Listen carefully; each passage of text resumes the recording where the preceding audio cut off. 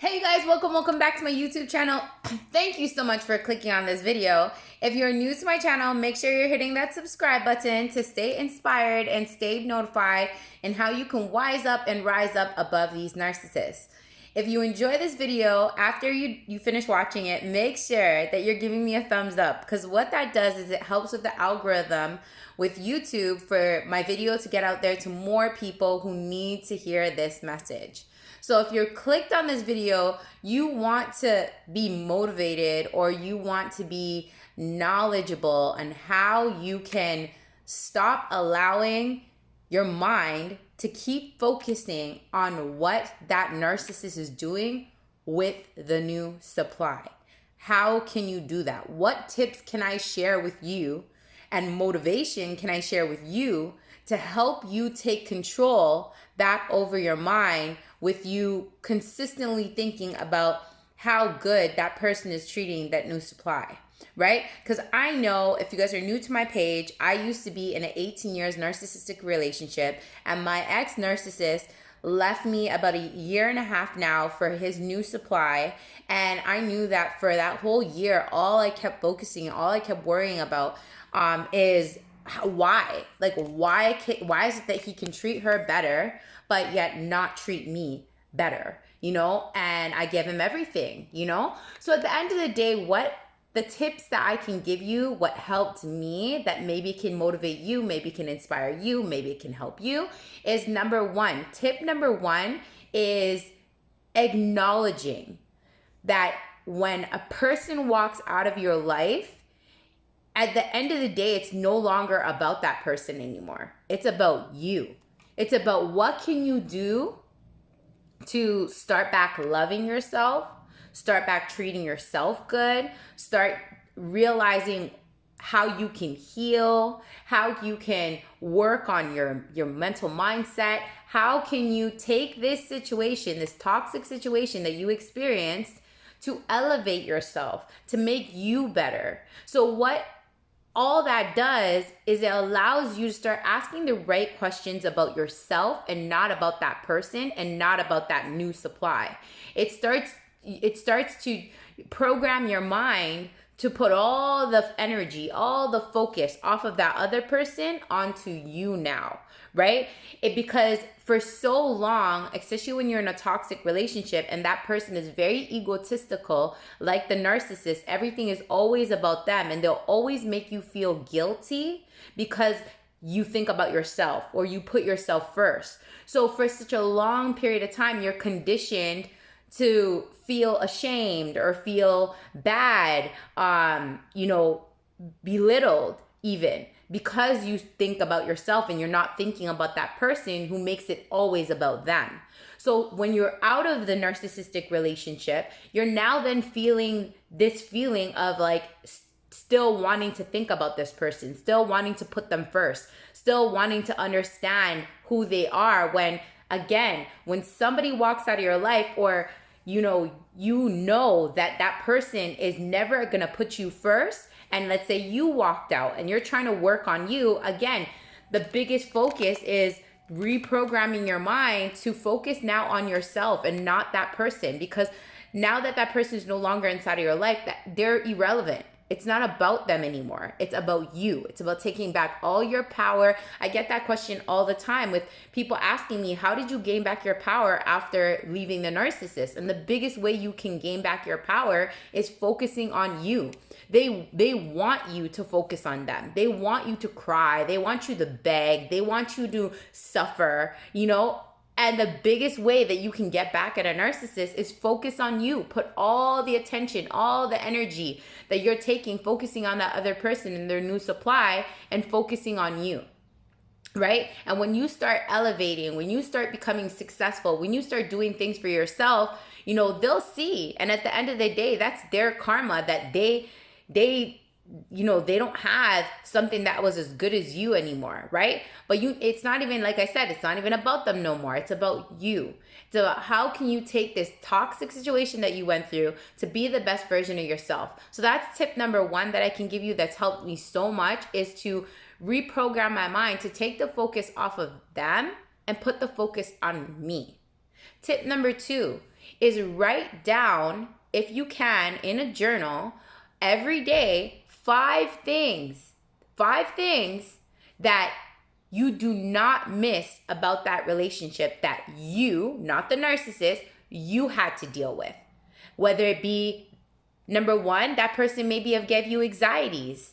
So I always felt anxiety when I was in that relationship. Number two, that person always used to belittle me and put me down. When I was in that relationship, that person would always belittle me and make me feel less than. Number three, maybe that person made you feel always like you were alone. You were always feeling the sense of, I have nobody. I always feel alone when I was in that relationship. And then etc. Write down the things that made you feel toxic and not feel good when you were in that relationship with that person. So let me break that down and what that does for you. What that does for you, it reminds you to stay in the facts of understanding who this toxic person was to you. Not who they are now to that new supply, but who they were to you. How did that make you feel? How did that bother you? Because remember what I said, in order for you to heal and finally release yourself and let go and be able to move on from that narcissist and not have all those negative thoughts thinking about the new supply, is putting all the focus off of that person back onto you. So these tips that I'm sharing you, if you notice, are all about you. It's not about a new supply. It's not about the narcissist. It's about you, right? So taking that now and implementing it on a daily basis to, again, what that's going to do is remind your mind to take all the focus and put it on you. Work on you. Self-love for you. Tip number 4 is understanding and breaking down what is love bombing, right? Did you experience love bombing? How long did that last for you, right? And understand that this narcissist is going to do the same thing to the new supply.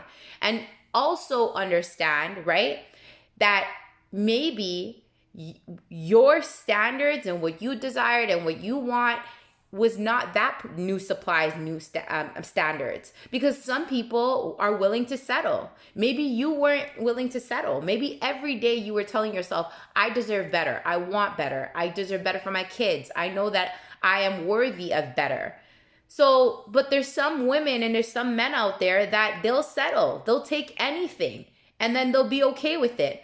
But you see, when you settle inside of life, at the end of the day, that shit's going to creep back up for you, because that's just temporary pleasure. A lot of people are just using the temporary pleasure, the comforting, to know that somebody's there and etc. But later on down the line, it could be 10 years, it could be 5 years down the line, you start building up this resentment. Look at me. It took me 18, 19 years because I was fighting so hard to stay in my comfort and want something that somebody else didn't want. Right? And somebody was not capable of giving me. But then I spent 18 years and I'm not with that person anymore, right? Because I wasn't putting my needs first. I was putting somebody else's needs first. I was not sticking and standing in the facts and what I desire and what I want. I was focusing on, what the other person wants. And why can't that person give me what I want when I'm giving them trying so hard to give them everything that they want? So do you see what I'm saying, you guys?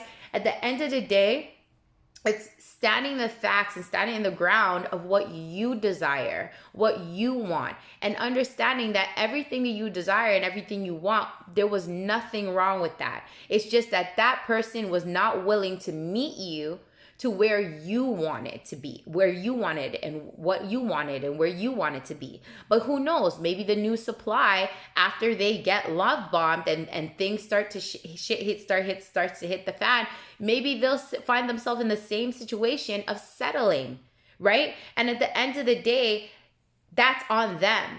But it's up to you to stand in the facts, to stay grounded in knowing what you desire and what you want is not what that other person was able to give you. And that's okay. That you can get exactly what you desire and exactly what you want without having to settle. with somebody who never put your needs and your wants first.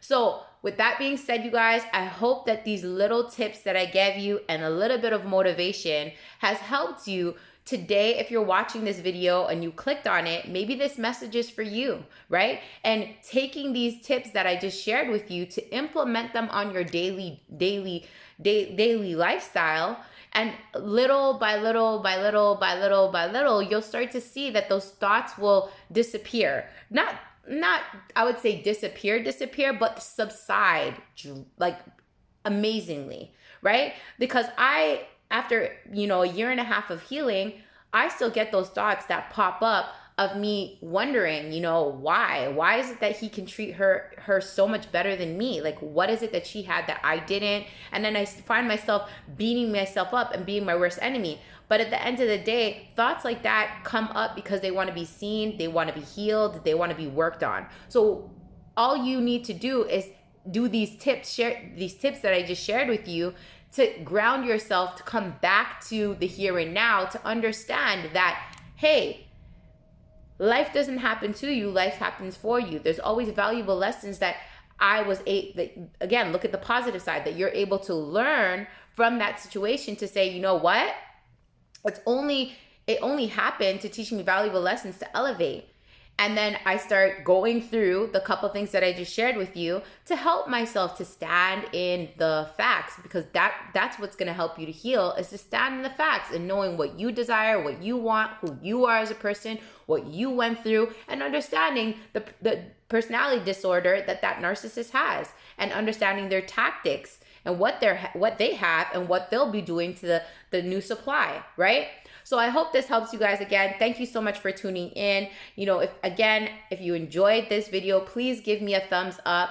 I want to get this message out there to as many people as possible who's on their healing journey after dealing with a narcissist, or probably is, still in a relationship and wanting to learn to know how to heal. So if they get out of the relationship, right?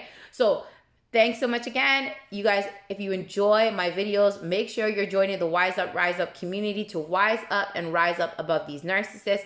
Make sure you're joining my podcast, obviously my YouTube channel, and my TikTok. I post videos and podcasts now. I'm going to be posting almost every day. So you're going to get all this amazing content to keep you, growing and evolving and becoming the best damn version of yourself. So make sure you're joining the community today. I'll leave all the links inside of my comment. Thank you so much, you guys, again, for joining on this video, and I'll see you guys again on another video. Take care.